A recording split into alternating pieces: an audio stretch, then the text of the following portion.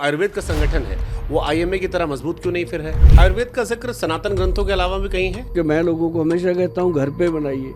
अब बनाते हम भी हैं अपनी फार्मेसी में।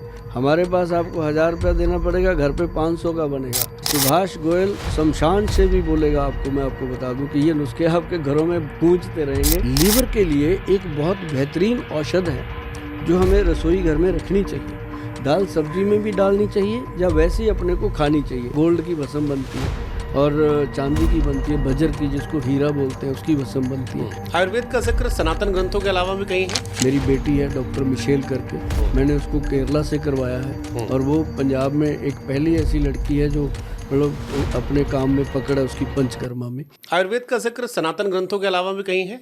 हाँ बिल्कुल है। कहाँ? सनातन ग्रंथों के बिना इसका जो इसका चलन है वो हर जगह पे है। अब जैसे मान लो आप इंडिया से बाहर भी है, थाईलैंड चले जाओ, उधर पूरा आयुर्वेद भरा हुआ है। आप यहाँ इंडिया में भी केरला में चले जाओ, केरला के घर में बच्चा आयुर्वेद पे काम कर रहा है। वहाँ पे बहुत बड़ी कंपनियाँ जो हैं, मतलब आप सोच भी नहीं सकते इधर ऐसी कंपनियाँ होंगी जो केरला में हैं। लोगों का फेथ है, विदेशों से लोग वहाँ आते हैं केरला में अपने इलाज के लिए। मेरी बेटी है डॉक्टर मिशेल करके, मैंने उसको केरला से करवाया है और वो पंजाब में एक पहली ऐसी लड़की है जो मतलब अपने काम में पकड़ है उसकी पंचकर्मा में।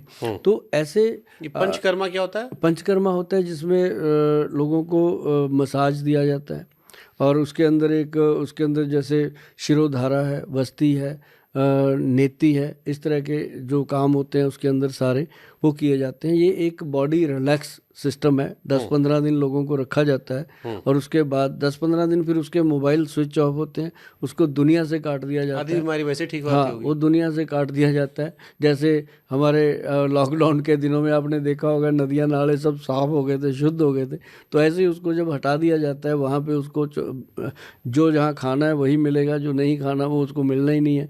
तो टाइम पे उठना, टाइम पे जाना, योगा करवाना। 15 दिन में वो कहता है गोयल साहब जी लिए, अब क्या करें। मैं कहा अब जाओ घर जाके फिर 6 महीने में वो सब कुछ भर लेता है, फिर उसको 15 दिन बुलाते हैं, फिर खाली करते हैं। तो ये पंचकर्मा का एक बहुत बड़ा रोल है। आयुर्वेद जो है वो केवल जड़ी बूटियों तक सीमित है? आयुर्वेद जो है वो जड़ी बूटियों तक भी सीमित है, लेकिन आयुर्वेद में एक बहुत बड़ी चीज़ है कि ये लोगों के साथ हमदर्दी बहुत करता है। आयुर्वेद का डॉक्टर भी, वैद्य भी, और उसमें उसको बहुत सारे जैसे नेचुरोपैथी इसके अंदर आ जाती है। इसके अंदर एक चीज़ और आती है आयुर्वेद के अंदर कि जड़ी बूटियाँ हो गई, उसके साथ जो मेटल्स जुड़े हुए हैं, जैसे भस्में बनती हैं। अब कोई चीज़ है उसकी भस्म बनाई, गोल्ड की भस्म बनती है और चांदी की बनती है, बजर की जिसको हीरा बोलते हैं उसकी भस्म बनती है। और ये सारी जो चीज़ें हैं इसके साथ इन्वॉल्व हैं। बाकी इसके अंदर काढ़े, कवाथ, बहुत सारी चीज़ें हैं जिनका कोरोना काल में लोगों को पता चला और कोरोना का बहुत बड़ा सहयोग रहा कि आयुर्वेद को दोबारा से उसने 200-300 साल पहले जो पीछे चला गया था, दोबारा से उसको बहुत ज़्यादा पुशअप दिया। जैसे घरेलू नुस्खे काम, जैसे काढ़ा आपने कहा, ये कोविड ने बड़ा काम किया। मुझे खांसी थी, मम्मी ने कहा कपूर और तेल लगा के गले पे लगा लो, ठीक हो जाएगा, पैर के नीचे लगा लो। क्या उनका फॉर्मूला था मुझे नहीं पता, लेकिन मुझे बहुत आराम मिल गया खांसी में। अब मेरे मन में सवाल ये आता है कि अगर आयुर्वेद इतना अच्छा काम कर रहा है, असर कर रहा है, तो फिर एक एलोपैथ वाले आयुर्वेद को समझते क्यों नहीं कुछ? दूसरा, जो आयुर्वेद का संगठन है वो आईएमए की तरह मजबूत क्यों नहीं फिर है? देखिए, आईएमए से ज़्यादा मजबूत हो जाएगा, समय लगता है। पर मैं आपको ये बता दूं कि जो आज से 5 साल पहले था आयुर्वेद, आज उसने इतनी स्पीड पकड़ी है, आज वो नहीं है। आज आयुर्वेद खड़ा होकर बात करता है, आयुर्वेद अपनी बात रखता है। और बड़ी बात क्या है कि आपने कहा कि एलोपैथी वाले इसको समझते क्यों नहीं है कुछ, तो हम भी कहाँ समझते हैं उनको कुछ, क्योंकि हमें उसका पता नहीं है। जब किसी को, मेरे को आपका नहीं पता, उसको मेरा नहीं पता, है ना। खुसरे के साथ खुसरा सोया तो ना कुछ खोया ना कुछ पाया, उसको हमें क्या पता कौन है। तो लेकिन ये ज़रूर है कि आयुर्वेद के डॉक्टर को जब वो BAMS करता है, आप देखिएगा उसके सिलेबस में पूरी बॉटनी पढ़ाई जाती है। एलोपैथी के डॉक्टर को आयुर्वेद का कख नहीं पता होता।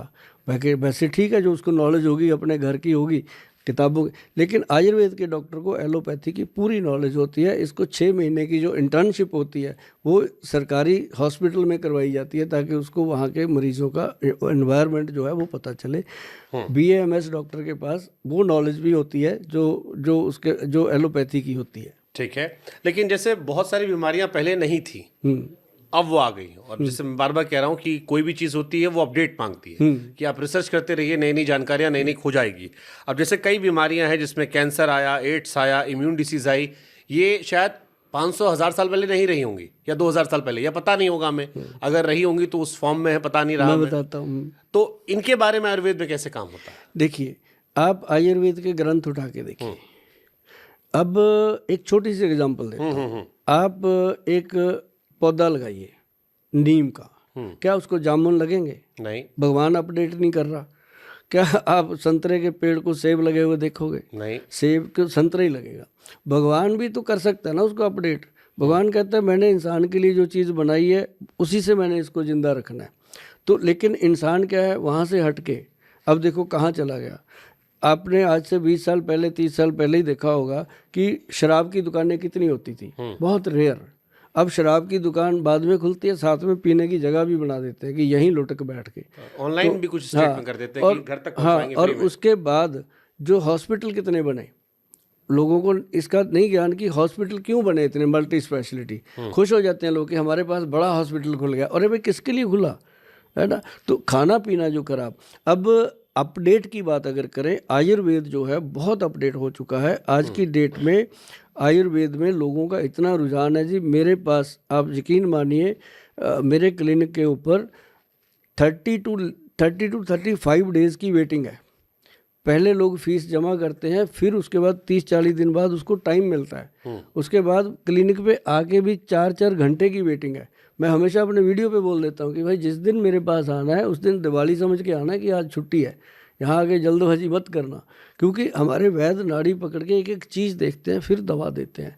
और जिसको दवा दे देते हैं ना जी, ये पहला सिस्टम है कि 6 महीने तक लोग दवाई खाते हैं। अगर डॉक्टर ने कह दिया 6 महीने चलेगी, और खाली बोतलें दिखाते हैं आगे कि खाई है।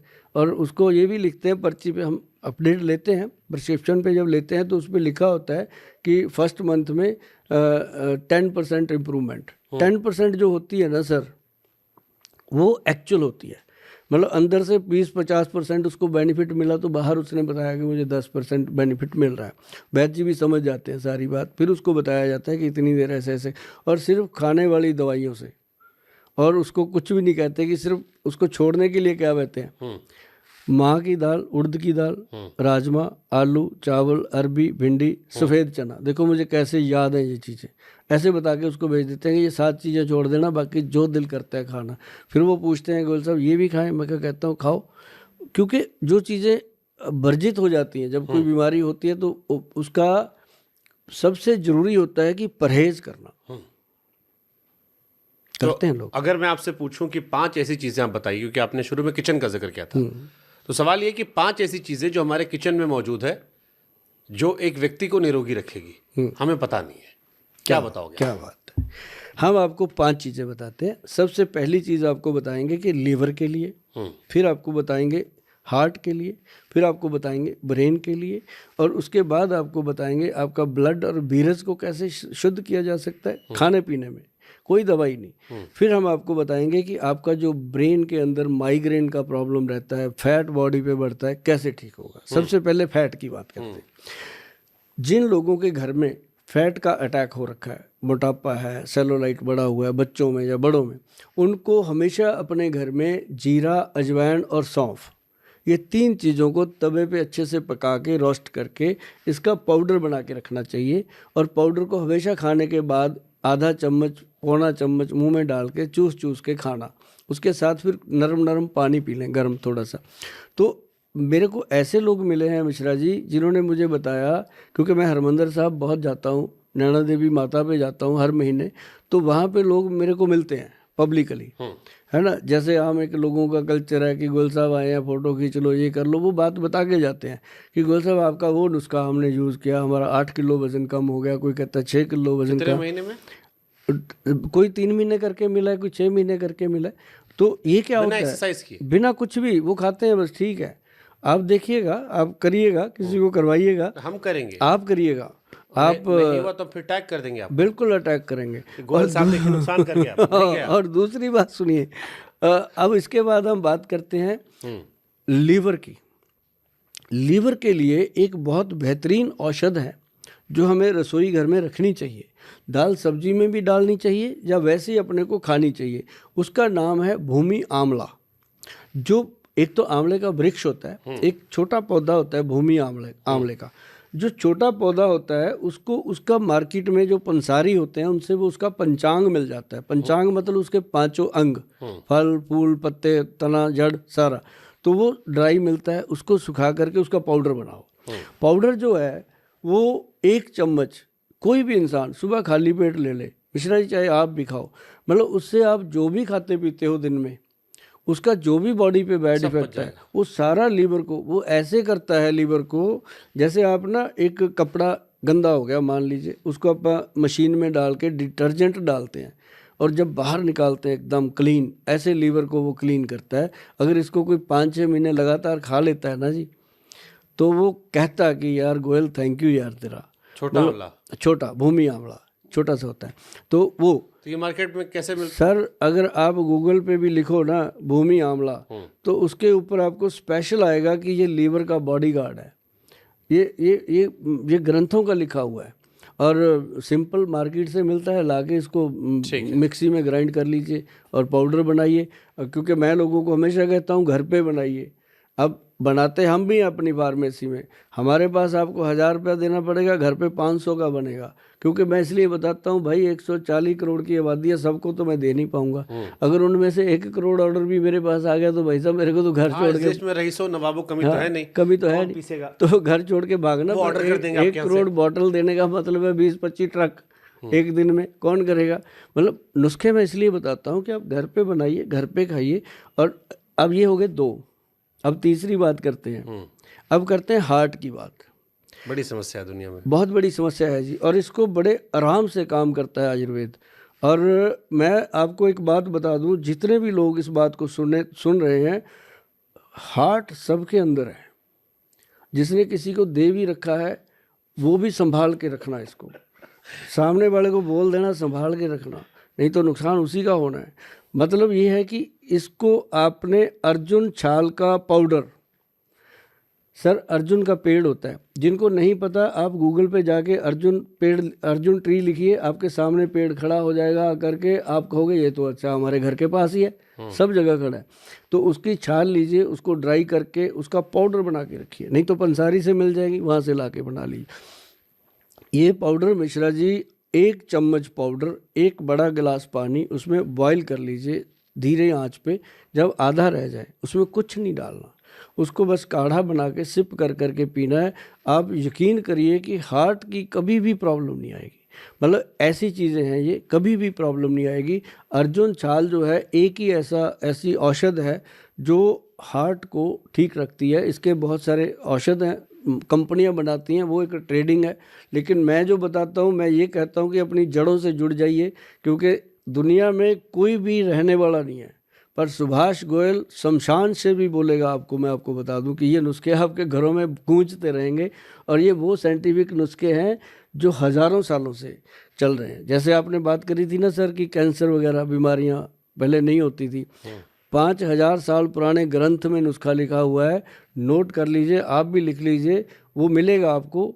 उसके अंदर लिखा कैंसर गज केसरी रस, अगर थी बीमारियां तभी लिखा हुआ है कैंसर गज केसरी रस, जिसके अंदर हीरे की, सोने की भस्म और बहुत सारी औषधियाँ डली हुई हैं। हर आदमी उसको घर पे बना सकता है, नहीं तो किसी वैद्य जी की सलाह लेकर के उसको तैयार कर सकता है। तो कैंसर गज केसरी रस का मैं इतना प्रचार कर रहा हूँ क्योंकि मैंने ग्रंथ में जब पढ़ा, मैंने बहुत लोगों को दिया। पहले भी नाम कैंसर ही था, सेम नाम था, ग्रंथ में ऐसे लिखा हुआ है। तो कैंसर गज केसरी रस सर कमाल की औषध है। जिन लोगों का कीमो हो रहा है, रेडियोथेरेपी हो रही है, कुछ भी हो रहा है, वो बीच में ऐड करना है। ये ना कहे कोई भी वैद्य इस बात का दावा नहीं कर सकता कि हम इसको ठीक कर देंगे, हमारे पास ही आ जाओ। ये उसमें अगर ऐड कर दिया तो बीमारी इतनी कम हो जाती है ना जी। मैंने देखा है जो डॉक्टर कहते हैं इसकी सेवा कर लो 40 दिन, मेरे पास ऐसे पेशेंट हैं जो 4-4, 5-5 साल हो गए उसी दवाई को खा रहे हैं और बिल्कुल गुड जीवन जी रहे हैं, और उनको कोई ऐसी प्रॉब्लम नहीं है, क्योंकि कीमो वगैरह ने उनको संभाल लिया था। वो हाथ उस समय खड़े कर देते हैं जब बहुत ज़्यादा कंडीशन ख़राब होती है, तब ये औषधियाँ काम करती हैं।